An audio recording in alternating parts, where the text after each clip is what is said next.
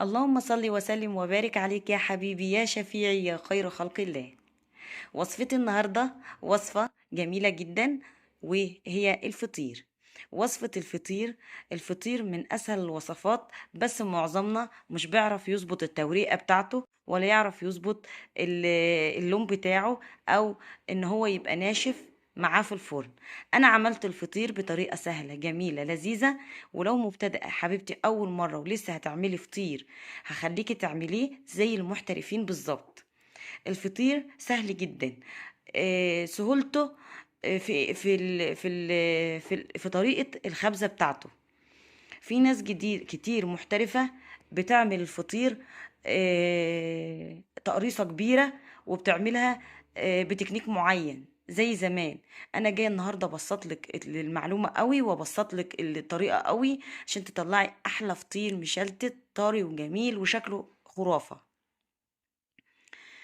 انا جبت 2 كيلو دقيق، طبعا متفقين مع رز ان اي دقيق مدخلاه في معجنات هبتدي انخله كويس جدا. بعد ما نخلته النخله كويسه، بدات ان انا احط من 3 ل 4 معالق على ال 2 كيلو دقيق، ونص معلقه صغيره من الملح. السكر في الوصفه بتاعتي حباها يكون اكتر من الملح. وبدات ان انا احط على الدقيق بتاعي الميه بتاعتي. طبعا الميه اللي انا هحطها على الدقيق للعجن، انت بتعجني وبتشوفي الدقيق بتشرب منك قد ايه، لان كل نوع دقيق بياخد نوع ميه معينه. يعني انا ما اقدرش اقول لك 2 كيلو دقيق هياخدوا مني ميه قد ايه. ممكن الدقيق يكون نوعه مختلف شويه، ياخدوا اكتر شويه او اقل شويه. خلاص كده انا العجينه بتاعتي بسيطه جدا، خلصتها وركنتها على جنب ترتاح. دخلت بقى على الخلطه اللي بحب اعملها في الفطير المشلتت. انا جبت كوباية من الزيت، عليها كوباية من السمنة البلدي، كمان عليها قشطة فلاحي. مش موجود عندك قشطة فلاحي او القشطة الكريمي، ممكن تشتري عبوة قشطة. القشطة بتديلها جمال وطراوة وطعم وغنى مفيش بعد كده. السمنة البلدي في الفطير لا علاوة عليه، حاجة جميلة جميلة فعلا بمنتهى الجمال. السمنة البلدي بتودي الفطير في مكان تاني. ودي الخلطة اللي انا هعملها، اللي انا هبتدي اشرب منها الفطير وانا شغالة فيه. يبقى كوباية زيت، عليها كوباية سمنة بلدي، عليها علبة قشطة. لو مش موجود قشطة او موجود علبة القشطة، ممكن تاخدي قشطة وش اللبن وحطها على الكلام الحلو ده، وابتدي امزجهم مع بعض واركنهم بقى على جنب. يبقى انا كده خلصت العجينة بتاعتي، وخلصت المكون اللي هشرب بيه العجينة بتاعتي. مفيش اسهل من كده ولا ابسط من كده. العجينة بتاعتي عبارة عن دقيق وملح وسكر ومية للعجن. طبعا انا عجنتها اهي، وبوريكم ملمسها. بقول لكم ملمسها جميل، عاملة زي الاسفنجية، بتتمط معايا، بتدي مطة معايا جميلة. بعد ما خليتها بالطريقة دي والجمال ده، طبعا هسيبها بقى ترتاح ربع ساعة على الأقل، عشان لما اجي امطها معايا تاخد وتدي كده. بعد كده قرصتها التقريصات اللي انا بقول لكم عليها دي. عملت تقريصه كبيره، وبعد كده 6 كور صغيرين. يعني التقريصه الكبيره قد البرتقانايه، والتقريصه الصغيره قد اليوسفندية او الليمونية اكبر منها شويه. لان كل فطيره هعملها بالستة الصغيرين والواحده الكبيره. كده متفقين متفقين. الخبيز او لما اجي اخبز الفطير المشلتت، لو اتخرم مني ما تقلقيش، اوعي تقلقي لو اتخرم منك. اتخرم منك ولا يهمك، احنا عايزين التوريقه بتاعته تكون رقيقه ورفيعه ومورق كتير. يبقى انا رفع العجينه على قد ما اقدر. طبعا انا بخبز وبشرب العجين بالماده اللي انا عاملاها، اللي هو الزيت والسمنه والقشطه بتاعتي. بين كل راقه وراقه بحط بقى ايه الخليط اللي انا عاملاه، وبشرب العجينه منها. ببتدي افرد الكبيره واخبز الستة الصغيرين، واحط بقى الستة الصغيرين في قلب ايه التقريصه الكبيره. وبعد كده المها زي الكوره الكبيره، ودي كده عندي بقت فطيره كامله كبيره. برضو بركنها على جنب، وبسيبها لغايه لما اخلص بقيه العجين بتاعي، او الكمية بتاعتي. بوريكم اهيت كده بقت خلاص. هي دي فطيرة هخبزها في الصينية او الصاج اللي هيدخل الفرن معايا. كان عندي بقى واحدة كبيرة سبتها ولا قرصتها، عملت كور صغيرة ولا أي حاجة. أنا عملتها كده وفردتها على الصينية بتاعتي أو على أي حاجة أنت بتفردي عليها.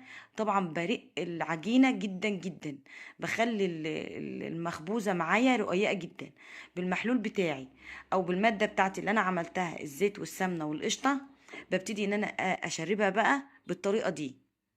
وطبعا همسك كل جنب طبعا مع خفقان كده في العجينة بحيث ان هو يبقى خفيف معايا والتوريقة تبقى ظاهرة معايا.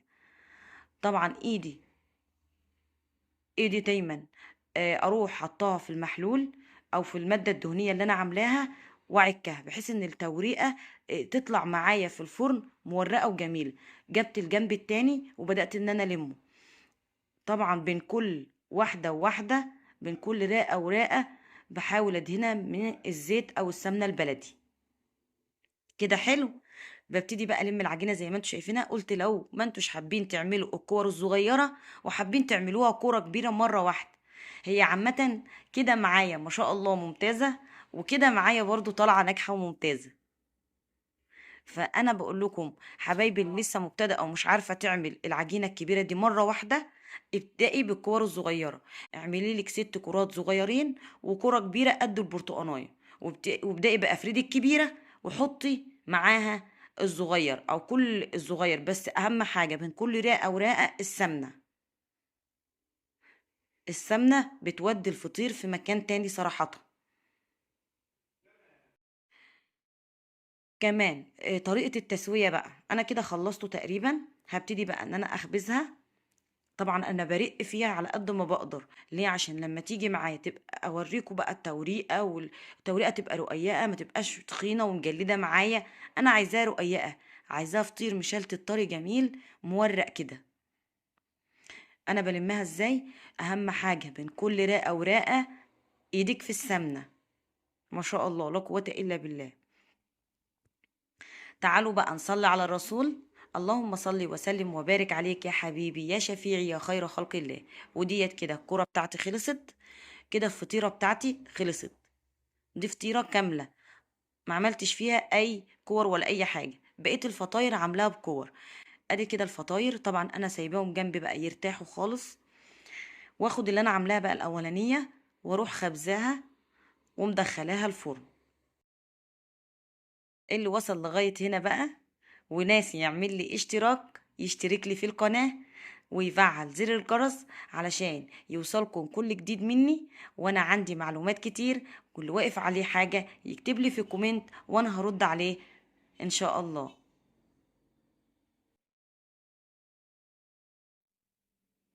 بدأت بقى ان انا اخد العجينة او الفطيرة الاولانية وابتدي ان انا اخبزها في الصينية. سمكها حوالي من سنتي لسنتي ونص، ما تزيدش عن كده وما تقلش عن كده عشان ما تبقاش مسطحة معايا وناشفة جدا في الفرن. الخبزة دي مهم جدا بتظبطي فيها ايدك ازاي الفطيرة تبقى مظبوطة معايا. مش عايزاها تخينة قوي ومش عايزاها رقيقة قوي، فمن سنتي لسنتي ونص سمك العجينة بتدي احلى واروع فطيرة. ببتدي بقى بالخليط برضو اللي انا كنت عاملاه، ببتدي ادهن بيه الوش على نار عالية من تحت ومن فوق. ما تحطيش على نار واطية، انا عايزة النار بتاع الفرن عالية من تحت ومن فوق. وابتدي ادخل الصواني بتاعتي او الصاج بتاعي في النار دي بيستوي وبيطلع حلو. طيب لو انا فرني مش فرن بوتاجاز وفرن عادي هدي النار من فوق. لو هو فرن عادي هدي النار من فوق وشغليه من تحت على نار متوسطة الحرارة. انما لو هو فرن بوتاجاز نار عالية مش شبكة ونار عالية من تحت زي ما انا عملته. والله العظيم الكاميرا ظالمة اللون، الكاميرا ظالمة اللون. كان ما شاء الله لا قوة الا بالله لون حمار، توريقة، جمال، طراوة. ممكن تاكلوه بقى بعسل ابيض، بعسل اسمر. في ناس بتاكله بجبنة قديمة، والجبنة القديمة هعمل لكم عنها فيديو واقول لكم طريقة تخزين الجبنة القريش، ونعمل الجبنة القديمة دي معاكم في فيديو ان شاء الله. بوريكم قد ايه التوريقة من جوه رقيقة وجميلة وسمكها حلو. والله كان ولا اروع ولا اجمل من كده. فطير فلاحي جميل شكله يفتح النفس. والله شكله يفتح النفس. بوريكم بقى التوريقه من جوه كانت عامله ازاي، والورقه ازاي رقيقه جدا. شوفوا الورقه من جوه كانت شكلها جميل جدا ورقيقه، ما شاء الله لا قوه الا بالله. في اللي حابب بياكله كده بعسل ابيض بقى وشويه عسل اسمر، اوكي. في ناس بتحب تاكله بجبنه قديمه. شوفوا انتوا بتحبوه بتاكلوه بأنهي طريقه بقى، وعيشوا وعيشوا اللي حواليكم. وبألف هنا يا رب على كل اللي له نصيب واكل منه. واستودعكم الله الذي لا تضيع عنده الودائع. انا بوريكم بقى المش او الجبنه القديمه، وبوريكم ان انتوا ممكن تاكلوه باكتر من طريقه. واستودعكم الله.